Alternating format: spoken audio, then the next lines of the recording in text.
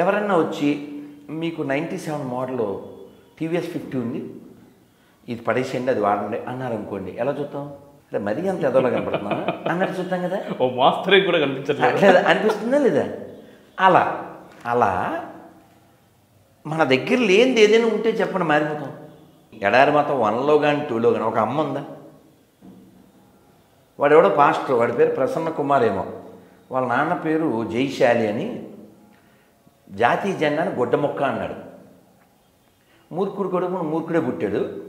ఈ ప్రసన్న కుమార్ అనే మూర్ఖుడు అంటాడు, అమ్మ కన్నా మిన్న లోకాన లేదురా అనే పాటని అతను కొంచెం చెబుతూ, అమ్మ కన్నా మిన్న లేదా?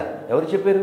వీళ్ళెవరు బైబిల్ చదవలేదు, మా ఎండిపోయిన శవం కంటే గొప్పదే ఉందని అమ్మను కూడా తగ్గించి మాట్లాడుతున్నాడు. కానీ శంకరాచార్యులు వారు పుట్టిన ఈ దేశంలో ఈ వంకర మతాలకి సంబంధం ఏముంది? పనే ఉంది? మనకి వేదంలో మొట్టమొదటి చెప్పిన మాట మాతృదేవోభవ. ఫస్ట్ ప్రయారిటీ అమ్మ. శంకర్ల వారు నేను సన్యాసాశ్రం స్వీకరించినప్పటికీ కూడా మా అమ్మ పిలిస్తే ఆఖరి క్షణంలో వస్తానని వచ్చి ఆయన చాలా బాధపడుతూ మాతృపంచకమని దాన్ని అలవోకగా చెప్పారు. మీరెవరైనా సరే ఆ మాతృపంచకాన్ని చదివి ఆ భావాన్ని చదివితే మీరు ఏడవకపోతే మీరు అసలు మంచి కొడుకులే కాదు. నేను లైవ్లో అలా ఏడ్చేశాను. చివరికి నన్ను వ్యతిరేకించే గొర్రెలు కూడా, గురూజీ మీరు మా మీద అంతా ఫైర్ అయిపోతారు, ఇంత ఎమోషన్ అయిపోతే ఎలా గురూజీ ప్లీజ్ అని వాళ్ళు కన్సోల్ చేశారనుకోండి. సో అమ్మ విలువ మనకి వేదంలో ఉపనిషత్తుల్లో చెప్పారు, ఆచార్యులు చెప్పారు. ఈ రాస్కెల్స్ ఎండిపోయిన శవానికి ఇచ్చే ప్రయారిటీ అమ్మకి ఇవ్వరు, దేశానికి ఇవ్వరు. మనం ఏమంటాం? భారతమాత. వాడేమో భారతమాతకి ఎంతమంది భర్తలు అంటాడు. సో అందువల్ల నేను ఖచ్చితంగా ఎడారి మతాలను వ్యతిరేకిస్తాను. ఎందుకంటే this desert religions is not applicable for India. ఇంకా బాగా చెప్పాలంటే this is not for human beings. మరి సామాన్యులు చాలా మంది కన్వర్ట్ అవుతున్నారు కదా గురూజీ. ఇప్పుడు ఏపీలో చూసుకుంటే 2021లో దాదాపు అంటే ఒక న్యూస్ వచ్చింది, 699 క్రిస్టియన్ గ్రామాలు వెలిసాయని.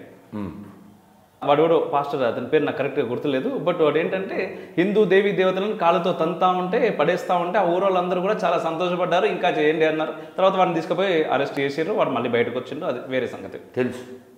699 క్రిస్టియన్ గ్రామాలు. ఇది ఒక హిందూ దేశంలో అఖండ భారతం అంటాం, అఖండ భారతం కావాలని కోరుకుంటాం, ఒక హిందూ రాష్ట్ర కావాలని కోరుకుంటాం, మనం మెజారిటీ అంటాం.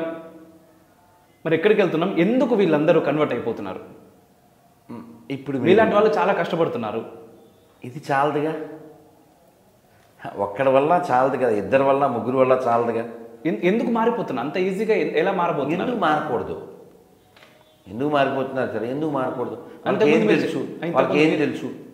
ఎందుకు తెలియలేదు? ఇప్పుడు నువ్వు వచ్చావు, ఎస్ గురించి నీకు ప్రసాదం పెట్టాం, వాళ్ళకు కూడా ప్రసాదం పెట్టాం. మా దగ్గర ప్రసాదం ఉందని నీకు ఎలా తెలుసు? మేము పెడితేనే కదా. మన దగ్గర ఉపదేశామృతం, అమృతం అంటే ఏంటండి? నెక్టర్. ఉపదేశామృతం, భక్తి రసామృతం, కృష్ణ కథామృతం, భాగవతామృతం, గీతామృతం, అన్నమయ్య సంకీర్తనామృతం, చైతన్య చరితామృతం, ప్రభుపాద లీలామృతం, కృష్ణ కర్ణామృతం. ఎన్ని అమృతాలు ఉన్నాయి?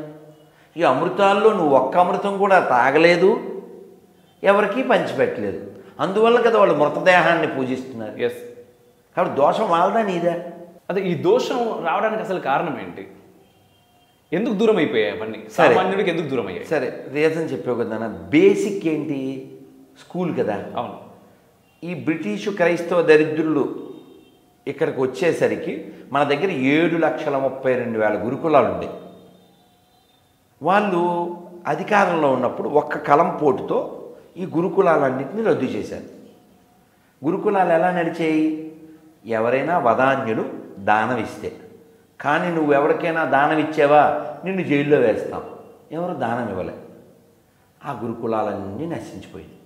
వాళ్ళు ఫస్ట్ స్కూల్ పెట్టేసరికి మన దగ్గర ఇంగ్లాండ్లో వాళ్ళు ఫస్ట్ స్కూల్ పెట్టేసరికి 18th సెంచరీలో మన దగ్గర 7,32,000 గురుకులాలు ఉండే.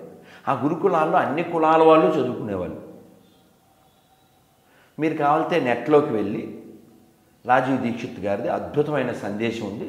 తెలుగులో కానీ హిందీలో కానీ వినండి. ఎస్. కాబట్టి స్కూల్ వ్యవస్థ నాశనం అప్పుడు పడింది. తర్వాత ఇంగ్లీషు నేర్చుకోవడం ఒక గొప్ప విషయంలాగా ప్రాపగేట్ చేశారు. ఎస్. మమ్మీ కల్చర్ వచ్చింది. మమ్మీ అంటే ఏంటి? ఎండిపీనుగా. యేసు అంటే ఏంటి? ఎండిపీనుగా. ఎండిపీనుకి సరిపోయిందిగా. సో సెంట్ ఆన్స్, సెయింట్ అండం కూడా రాని దరిద్రులు. Suppose to be called Saint కదా. యా. మొన్న నేను పెనుగొండ, పాలకొల్లు నిన్న రాత్రి అక్కడి నుంచే వచ్చాను. ఓకే. ఆ గోడ మీద రాసి ఉంది సెంట్ ఆన్స్. సెంట్ ఆన్స్ ఏంట్రా? సెంట్ అంటే రాసుకునే సెంటా? సెయింట్ కదా. అవును. సరే, సెయింట్ పాయింట్లోకి వద్దాం. ఈ దేశాన్ని పిలిచేదే ఋషి భూమి అని పిలుస్తాం. అవును. ఋషి భూమి. సెయింట్ భూమి అంటే ఇది. విశ్వామిత్రుడి కంటే, వశిష్ఠుడి కంటే, భృగువు కంటే, వాల్మీకి కంటే, వ్యాసుడి కంటే సెయింట్లు ఉన్నారా? భరద్వాజు కంటే గొప్ప సెయింట్లు ఉన్నారా? అందుకని ఇప్పుడు నేను పాట పాడాను కదా. అవును. ప్రపంచమునకే నీతి నేర్పగల పంచమ వేదం నాదనవోయ్, ఆ మహాభారతం నాదనవోయ్. అలాగా మనకి ఎపిక్స్ ఉన్నాయి, అలాగే మనకి ఎవిడెన్స్ ఉంది, అలాగే మనకి ఎథిక్స్ ఉన్నాయి. ఈ విషయం నీకు తెలీదు, వాడికి తెలీదు, వీడికి తెలీదు. చెప్పాలనే కాంక్ష కూడా లేదు. ఎడ్యుకేట్ చేయాలి అంటే నువ్వు ఎడ్యుకేట్ అవ్వాలి. దీన్ని బెంగాల్లో చెప్తారు మాకు, అప్పనే ఆచార్ భక్తికర్లో ప్రచార్. ఓకే. అంటే you practice and preach. Yes. So కాబట్టి నేను ఆదిత్య హృదయం చదువుతాను, కానీ అందరినీ చదవండి అని చెప్తాను. నిన్న కూడా రైల్లో ఒక అబ్బాయికి అది ఇచ్చి చదువు నాయన అని చెప్పాను. నిన్న మార్నింగ్ కూడా చెప్పాను. కాబట్టి మనం పాటించే అనుష్ఠానం ఉందే అది పెరగాలి. అది నిష్ట కలిగి ఉంటే పెరుగుతుంది. అప్పుడు ఆటోమేటిక్గా అందరూ ప్రచారం చేసినట్టే, చేయక్కర్లేదు. నువ్వు పాటిస్తే చాలు. కానీ దౌర్భాగ్యం ఏంటి? బొట్టు పెట్టుకోరు. తిరుమల వెళ్తే గోవింద చెప్పరు. అంతేందుకు ఎవరో బొట్టు పెట్టుకోవడం పక్కన పెట్టండి, ఈవో పెట్టుకోవడం పక్కన పెడితే చాలామంది అధికారులు కిందికి వచ్చి చర్చిలో లోపలికి వెళ్ళి దండం పెట్టుకొని బయటకు వస్తారు. ఇప్పుడు 2023. అవును. నేను 2017లో అడిగా, టీటీడీలో అందరూ హిందువులే ఉండాలి. ఒక చర్చిలో చెప్పా. తర్వాత చాలాసార్లు టీటీడీ వాళ్ళని అడిగా, టీటీడీలో పనిచేసే వాళ్ళంతా హిందువులేనా?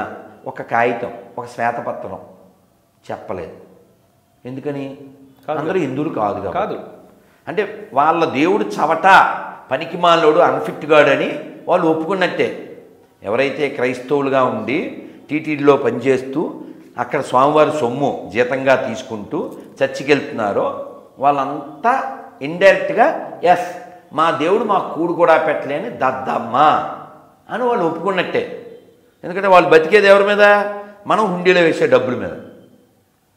సిగ్గు నీతి లేనివాడే క్రైస్తవుడు కాగలడు. ఈ విషయంలో గవర్నమెంట్ కూడా కల్పించుకోవాలి కదా గురించి. చిచ్చి, చాలా తప్పు మాట చెప్పావు. బాగుండదు కానీ చెప్పక తప్పదు, చెప్పేస్తా. లాంగ్ ఎగో ఏదో ఊళ్ళో సాయంత్రం 6ంటికి